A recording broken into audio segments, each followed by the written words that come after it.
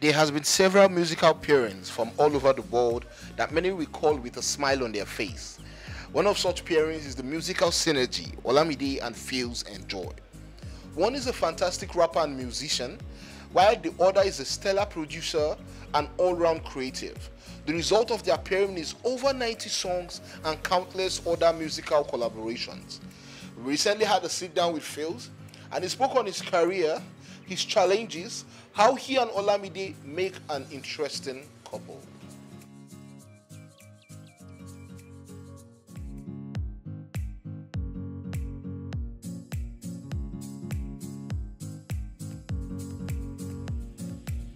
My name is Moses Phillip Kayode.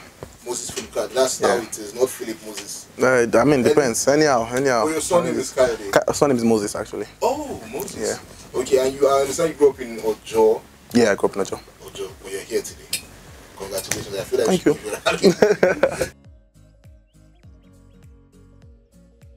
Okay, so basically, I was in the studio with Any Money. I think we were like working on a track, and then she just said, "Yo, man, this rhythm are cool." Like, I'm like, okay, what did you just say? Like, rhythm are cool. Like, I'm like, guy, record it now. So it was one that did it. It was all his idea, and then I'm just like, guy, I want to use this for my tag, my new tag. Like, go ahead. I'm like, okay, thank you. And he did do Pheelz, Mr. Producer, as well. Are you serious? One, yeah. Oh wow. Not the lady one. There's another one. Yeah, the original one. Yeah.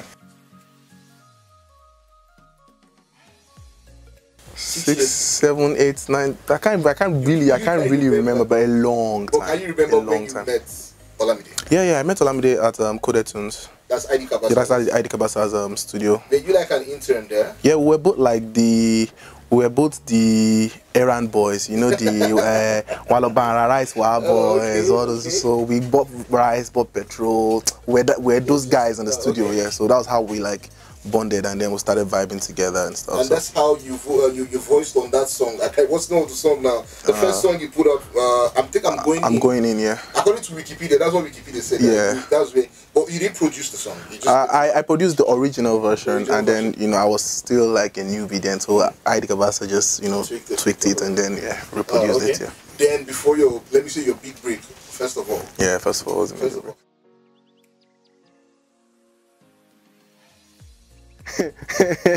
I'm sorry, I can't. It's a lot though. It's a lot because you're talking about what? You're talking about like 6 albums, like a couple of other singles. It's a lot. I can't count. I know it's a lot.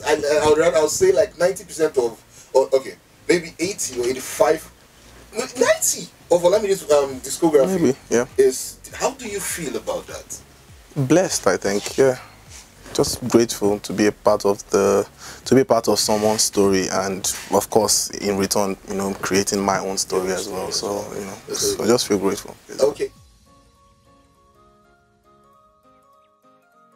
What I wanted to do basically, and what I still want to do, is just create. That's what I tell people, because I don't limit myself to only music. I just like creating. So basically I like taking nothing and then making something out of it. So basically, if it's music, if it's graphics, if it's drawing, if it's stage design, as long as I create, I'm good. So that's what fuels everything. Production is just one expression of that passion. There are a couple of other, just one avenue for me to create. Yeah, there are a couple of other things I do, but just codedly for now, just low key.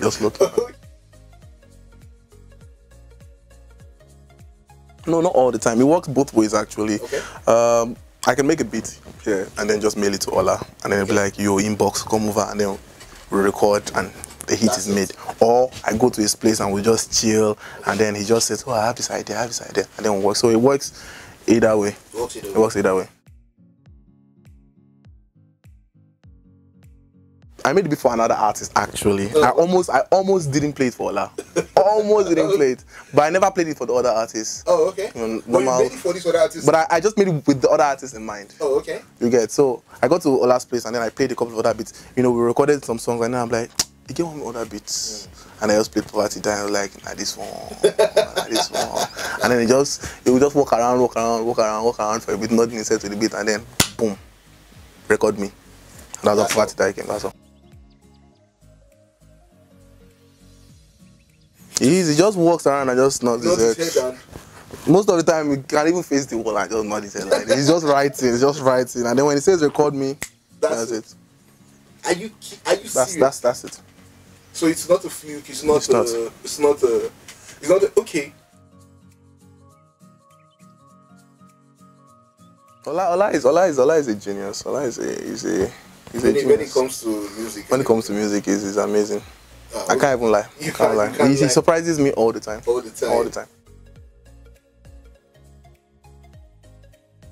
It's basically, it works either way actually. Like I said, most of the time for other artists, I just make beats and I just send an email to them. Or, for example, like in the case of Mr. Easy, the Surrender song, I just made it here and then I sent it to him. I was like, yo, I think he was in the UK. Yeah. Then I was like, yo, I'm going to record on this. And it took like 5 months later, I sent it back to me. I was like, yo. 5 months? Yeah, I made the beat like a long time ago. I even forgot I sent the beat to him. And I was like, yo, let's get Simi on this. And then I contacted Simi and then that was how the whole Surrender song. So it works either way. The artist might come to the studio here and then we'll vibe together, or I send the beat over. So I work either way. Okay, it's a bit tricky, especially in the country. Okay. It's a bit tricky because it's not a made in stone law yet. It's not a policy yet. Okay. So it's still based on relationship in the country. Because for most producers, it's always pay off. Like here, I'm selling you the beat, I'm selling you all the rights. Oh, okay. Pay me off. For most producers, for some it's give me initials and then we sign a royalty deal. Yeah, so normally there should be an initial payment for the producer time and the studio session, and then there's royalty of any money the song generates. Now the royalty cut is relationship based. Okay. You get, so it can be a 60-40 thing, it can be a 50-50 thing, it can be an 80-20 thing. It just depends on the relationship with the artist or with the record label or the negotiation and all that. Yeah. So, I mean, it varies, but there's money.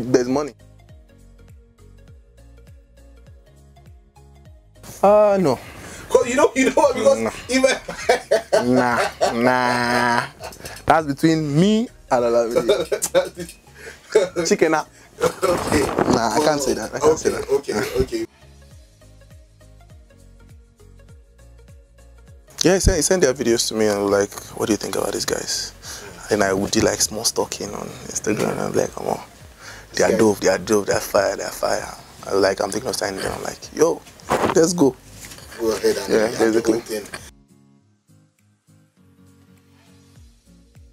Very short time actually. Okay. I think it was a couple of months, like 3, 4 months. 2 months actually. Like between them getting signed and the album coming out, I think it was like 2 months. It was like they were literally like coming here every day, like just back to back. Because Ola was not in the country for like the first month, so it was just back to back, me and the guys. And then we just knocked off a few tracks. And then when Ola came, we knocked off a few more tracks. And then the whole thing just. I mean, for some of the songs, I already had like ideas. For example, Okay Sono, I already made the beat initially, and then I just played it for Ola when it was around, and then he just normally shakes his head for a bit, and then basically. So for some songs I did like that, and for songs like I'll Be Fine actually. I think the song already came out. He already dropped like an Instagram video freestyling the lyrics of the song. So I just took that and then I just made another beat to it, and then I called him up to so I just added like that small Caribbean EDM feel at the end, and then just called him to just those are the kind of songs that work.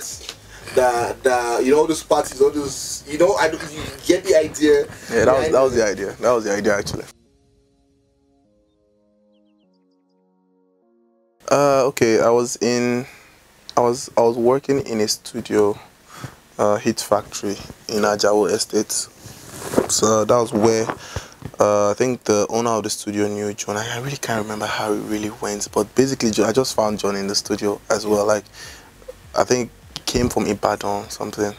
Then we got talking, and then he was coming to the studio like 2-4. And then, you know, I think, I really can't remember. Was I the one that sent Story for the Gods? I mean, I beat his send to Ola. I think I sent the beat for Story for the Gods to Ola or BT. I can't remember who sent it, but basically I was aware of the whole thing. And Ola was like, what this boy could do. I'm like, yeah, this boy is dope. You should work with him. Oh. So basically, so the whole he working was actually. It was actually both of us. It was not just Ola. It was both of us working with John actually. Oh. Because sometimes I'll be in the studio and I'll be like, John, why you know? John, why you know? This one, why you know? Okay, sometimes I back up for the tracks and all that. So there was no rift. There was no. It was actually everybody. It's a big family. Why would so it be? All the family. So we're all family. Like, no. Nothing at all. I feel like turning to the camera and telling her I don't hear. No, I read a lot of things of Pheelz and Olamide, who is better? Pheelz and Olamide, Pheelz and John, Pheelz and Young John, Pheelz and Olamide split. Young John, the new YBNL. Well, actually, some of the times I've actually been with Olamide because reading all this and I'll just be laughing. But why didn't you address it? I don't think I've heard you. What was the point? What was the point? Don't you think you needed to control your own narrative? You felt. People will always talk. People will always try and put wahala where there's none, basically. And talking about it would mean giving it more fire. So there was no point talking about it. Oh, okay. There was no point.